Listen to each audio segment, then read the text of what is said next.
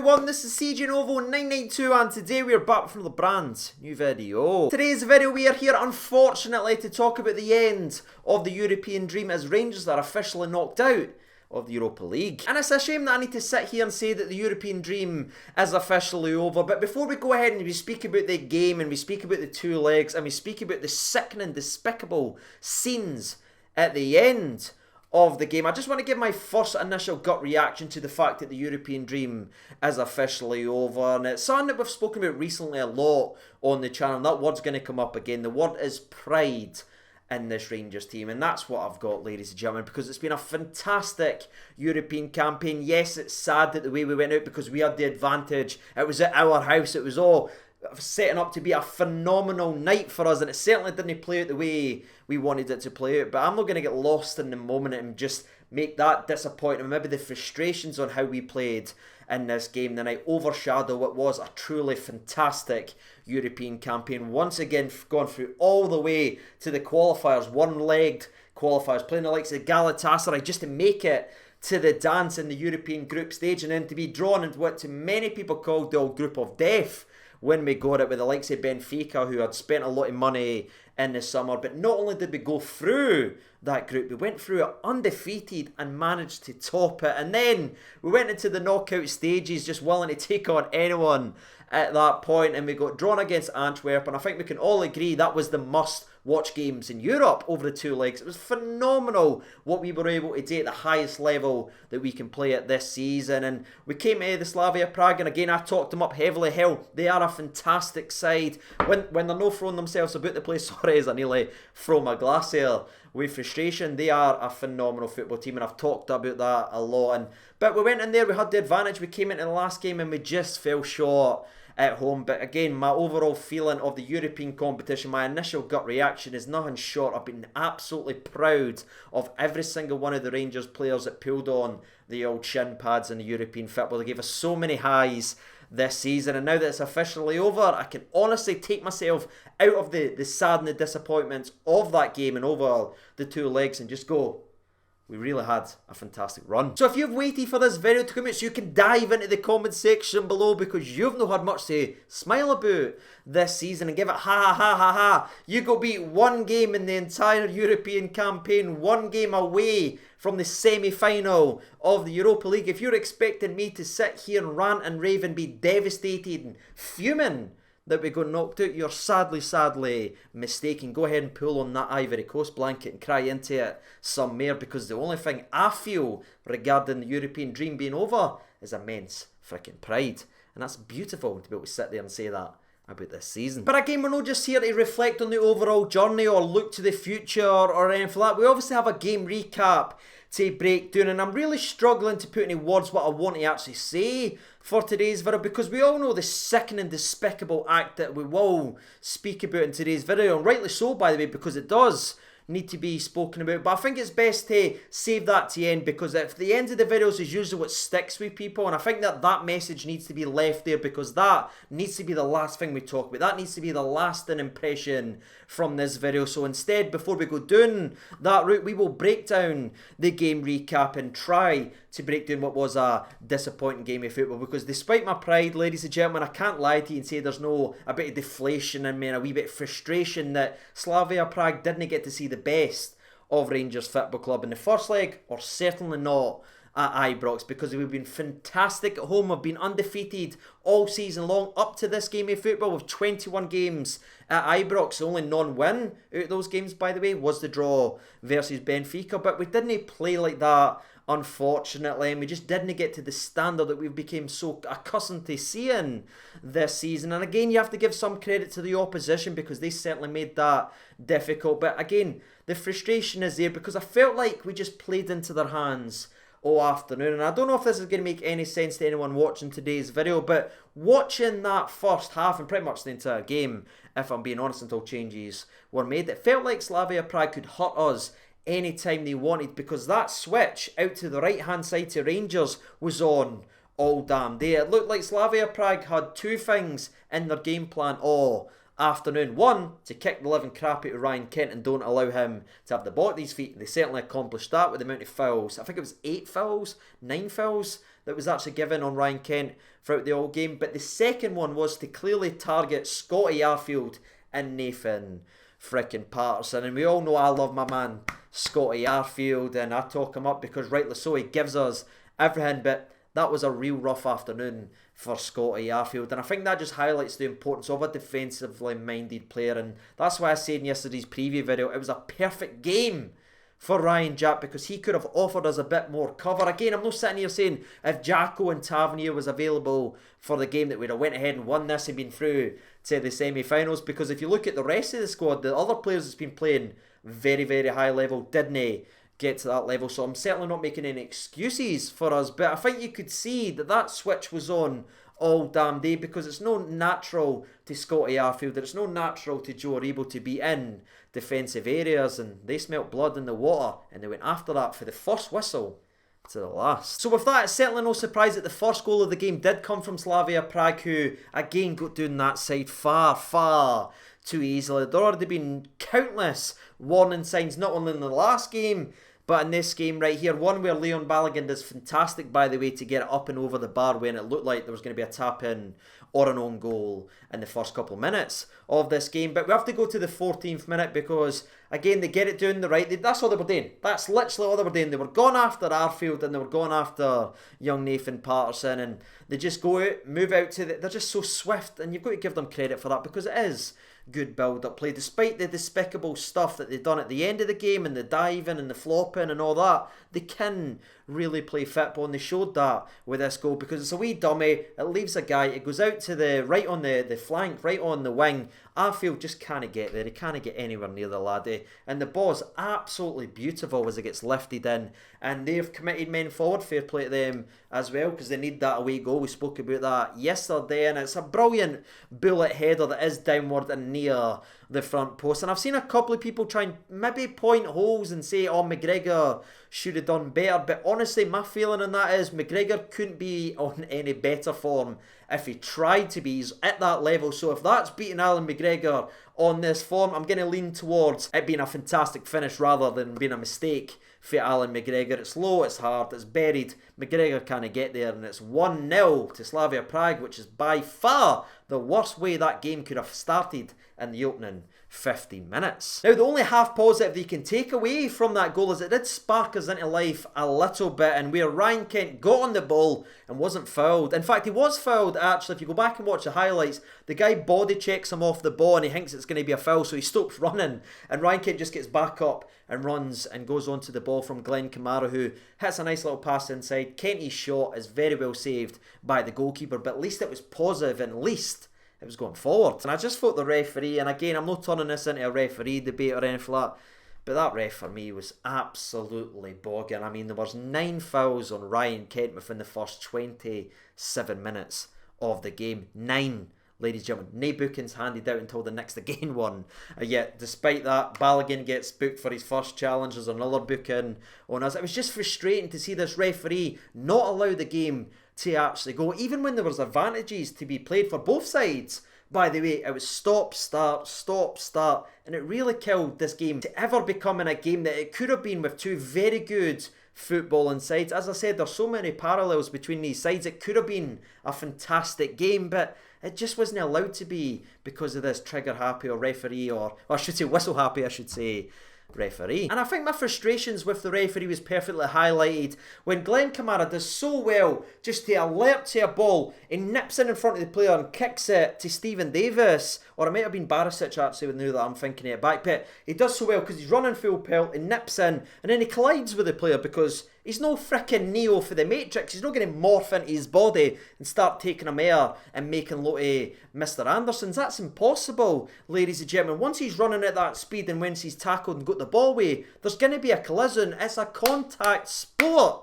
Or is it just me that remembers football being like that? But the clown somehow books Glen Kamara, and Kamara done very well not to overreact with that, by the way. And just before we go in at half-time, a nearly moment again for Rangers happened just before the half-time whistle, where we actually get the ball down, we start praying it again, we start spraying it, I should say, we get it inside. Glen Kamara does so well here, by the way, to find Alfredo Morelos, but Morelos' shot is literally a ball here wide. But where I was still contemplating and thinking about that being just wide, by that. There could have been a penalty kick for Slavia Prague, and I'm actually just remembering that now because of all the incidents and the craziness at the end. And if I think back correctly, and again I might be wrong in saying this, but I'm pretty sure that it was a stonewall penalty kick for Slavia Prague, because Balogun, who I was surprised started the game, by the way, especially given how well Hollander played in the last game, man of the match for me, scored a goal, but he was dropped for this game, maybe for the pace and the counter-attack against Slavia. But anyway, Balogun kind of laps on the ball, he gives away, tries his best to get back, to be fair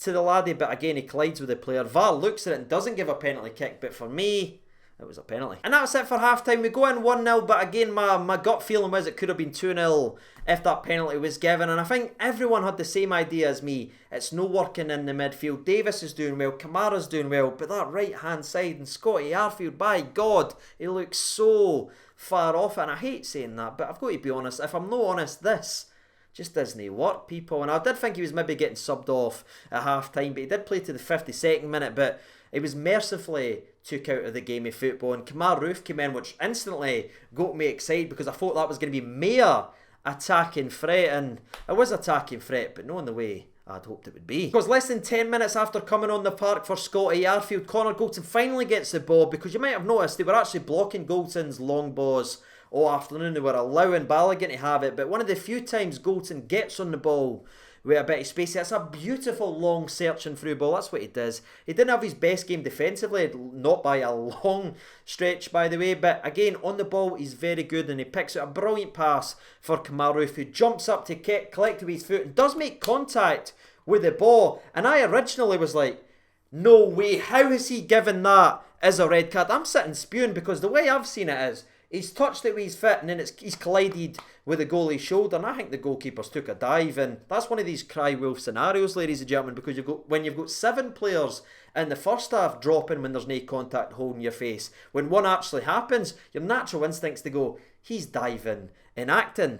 Then I saw the replay, and I saw that it was a WWE finisher by Kamaruf, and again, he does collide with the ball, get the ball first, but it's the follow through, and I can understand why it was a red card. It was right to the Nasher, like full on, just in there, if I'm being honest with you. So Kamaruf sent off, and after seeing the replay, I can understand why. But yeah, we are down to 10 men at that point, and to steal a line for a franchise that I'm not that fond of, but it is perfectly fitting for this. Mission Impossible just became Mission and frickin' Sanity, because 1-0 behind versus the level of opposition we were up against, down to 10 men, is pretty much impossible at this point. But if I'm being honest with you, the next chance did go down to Rangers way, and it's all down to young Nathan Patterson, who just goes, just a jaunt down the right hand side, cuts inside, beats a man, beats another man, but his shot is just over the bar. Yes, there's players in the box, but after his run, you're expecting the laddie just to test the goalkeeper out from there as well, because it was a backup goalkeeper that was in at that point as well, by the way. But that was it kind of for highlights in terms of us going forward. Before I speak on and speak about the other incidents, I just want to give Patterson another wee shout, by the way, because there was an incident just a couple of minutes later where they actually get in behind. They've got 2-on-1. Patterson's here. There's 2 of them. It looks like it's about to be 2-0, but the young man with a phenomenal recovery challenge to get in there, nip the ball perfectly to Alan McGregor. That's something you can't really teach people. You've either got that instinct or you didn't, even when all the chips are crumbling around you, to have that maturity to stay in the game. The young man did that, so I just wanted to give him a wee bit of credit, because these incidents and these moments, will get lost and forgotten about because we lost the game and because of the despicable stuff that happened at the end. But I just want to give a wee bit of praise to young Patterson. That was a big challenge there to stop it from being 2-0 at that point. But just when you start to believe that maybe the impossible was real, Balogun gives a challenge away, you're expecting, oh, that's alright, right. He gives another one away, you're like, alright, maybe Hollander? But it doesn't, none actually happens, and once again in the 73rd minute, Balogun goes ahead and makes another bit of a rash challenge, and this time he is sent off with a second yellow card. No complaints with this one either, ladies and gentlemen. It is second yellow card. I thought maybe Gerrard would have withdrawn him quicker, but again, I'm not going to sit here and say, oh, with hindsight 2020, it's easy to say. You can understand down to 10 men why you want your faster centre back in there, but again, he made 3 or 4 after he was on a yellow, so it was only a matter of time. It was not an if he was sent off, it was only a matter of when. And just when you're feeling really, really low and you're feeling really down about it, Big Stanshu steps up with a moment of magic in the 73rd minute. And I talked about this guy many times. He's an incredible, incredible footballer. His goals and performances for Romania, outstanding. He averages a goal every 4 games at the international despite playing in midfield. That's incredible considering he's played 40 odd caps, and he can show his quality there. He scored a goal very similar to that, but this free kick is outstanding. We saw one earlier on the season versus Dundee United, and this one is up there as well. Power dip right into the top bread basket. Again, people can point holes and everything at McGregor, but for me, I'm going to say the same thing as I said for the Tavernier free kick. Sometimes when you hit them as sweetly as that, they deserve to go in, and it did, ladies and gentlemen, and that was well and truly game, set and match. 2-0 down to 9 men. 15 minutes to go, it was over. And I think with that being said, I can go all the way now to the 86th minute of this game and speak about the most important talking point, and it is the most important talking point. Despite us all loving Rangers with everything that we've got, there is more important things than football, and what turned here is just so damn despicable, ladies and gentlemen. Not only, right, if you just think of it, right, it's the 86th minute at this time, right, the game's done, let's be brutally honest, right, we're down to 9 men, we need 3 goals to go through, there's 3 minutes to go, the game is over. Just have a bit of class, stop diving, stop rolling about, stop trying to get more people sent off,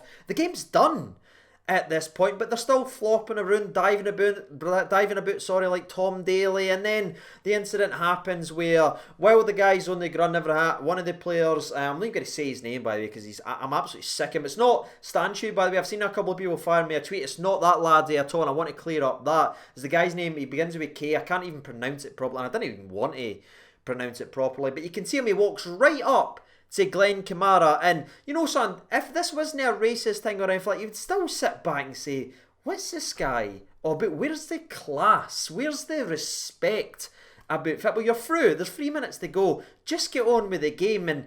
But again, he walks up and he doesn't just give a wee dig or call Glen Kamara shit at football or something like that. He clearly calls him son to the ratio extent, because not only do you see Glen Kamara react that way, but Zonga, who's right there, instantly, he's facing the other way. And he turns around and he's literally like that. And that's when I knew it was something very, very serious. And this is before we found out that Alan Hutton heard, and David Weir heard, Glen Kamara shout racist, racist, racist right after the mark. But you could just tell by the player's reaction, because Connor Goldson comes there and he says, what did he just say to you? And you can actually see Connor Goldson say it. And obviously Kamara's head's to the back of the camera and he says on. And then before even like blinking, Goldson hears it and just goes for the player right away. And you can see him shout him, say it to me, almost daring that little scumbag prick to be racist to Connor Goldson. Say it again, admit what you just said. That's all Connor Goldson wanted this coward today. Stand up and repeat what he was able to whisper and cover his mouth and say to quiet little Glen Kamara. He wouldn't say it to Connor Goldson, a little cowardly bitch. And I'm going to be honest, and again, I don't care if I get demonetised, because that's how I feel about this absolute clown. And it all kicks off at this point, right? But somehow the referee ends up booting Connor Goldson for this as well, by the way, and he books the player. But you could see that there was something no right with it. And this wasn't just from the Rangers' perspective. Not that any of the cowards in the Slavia Prague team done anything, but a couple of them, and the nearest guy, I can't think his name, sorry, it's just blanking me. But you could see his reaction. Go back and look at the replay. You can see it in the BT Sport. You can see his eyes kind of go, because he realised what's just been said and he knows it's about to kick off. But none of them had the bollocks, none of them had anything about them to stand up to what clearly is wrong. They were willing to let racism happen as long as it benefited them, and that's embarrassment. And every single fan is in here celebrating that your team got through. Definitely, in terms of footballing sense, you were the better over the two legs, but you're the better men? Absolutely not. And you could see that with the players actually were in and around the incident and they knew exactly what happened. Again, I'm not accusing the entire team of knowing, but there was a couple there that just allowed what happened to go unpunished, and the referees are aware of the shop. Nothing goes on with it. The game's just at this point, it's gone ugly, and I really thought the Rangers team was going to walk off, and this is before I even heard any confirmation that it was racial abuse. I really thought they were able to play, they were going to just walk off the park, because we've seen that in the past. But they played on, ladies and gentlemen. They played to the end of the game, and Glen Kamara and Connor Goldson and Zungu, they were able to keep their emotions in check, and my respect for those laddies are absolutely incredible, because if it was in the other way, even if I was one of their teammates, I would have just lost it, and that's me, I'm just an absolute clown. They played to the full-time whistle, then it was time to sort all that out, but they shouldn't even be allowed to be put in that position as well. The referee, the fourth official, everyone knew something was rotten there instantly. They could smell it, they could taste it, they could see it,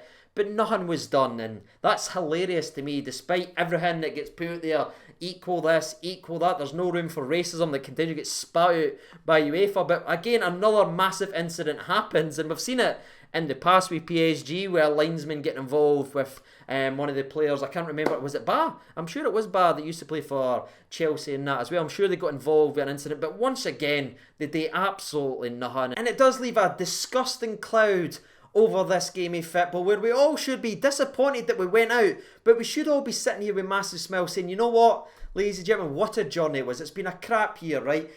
What's been happening with all our mental stress and everything like that, it's been devastating to some people. We've lost family members, we've lost friends, there's people lost their jobs. It's been a horrible year, but this Rangers team has continued to give us something to be smiling and be proud of. So we should all be sitting here sad that we went out, but reflecting and being happy about what they gave us in the run that we went on. But we can't do that because we were robbed, because a cowardly idiot decided to be racist. And again, now it's not been officially confirmed, there's not been official highlights, but when you've got Glen Kamara out there doing it, I believe him right away, by the way. And when you've got Steven Gerrard coming out and speaking so passionately like he was in his interview, the club's fully behind it, he stepped out in front of it and backed his player, and I'm backing him as well. I absolutely stand with Glen Kamara. I stand with our teammates. There's no place for that, not only in football, but in anywhere else. Something genuinely needs to be done about this. It was absolutely sickening. We all knew it happened, but once again, when a racist incident happened in a game of football, in European football, the linesman, the fourth official, they all shy away, and that's twice now, UEFA. When are you going to step up? Now again, they might do by the time this video goes out, but as I'm standing right now, I've seen the interviews, I've seen this, I've seen that, but nothing so far from UEFA or the Europa League account or anything like that. And that to me, it's just sad that this is where we are, and still, ladies and gentlemen, it's sickening, it's despicable. I'm fuming about it. I've tried to do the video right, I've tried to not be bitter that we went out, I've tried not to just focus on this and not break down the game. I've tried to do everything the right way, but my lasting impression and the last thing I want to talk to you about in this game of football is that incident at the end is simply not good enough. I completely have Glen Kamara's back, I have the team's back, and something needs to be done because it's not good enough, ladies and gentlemen. And that's how I'm going to end today's video. But with that being said, ladies and gentlemen, boys and girls, I've been Siege over and into. Thank you so much for watching. The official European journey is over. So damn proud of the boys, and we'll be back speaking about it more and speaking about this fantastic Rangers team very shortly on the channel. Take care of yourselves, everyone. All the best, and bye.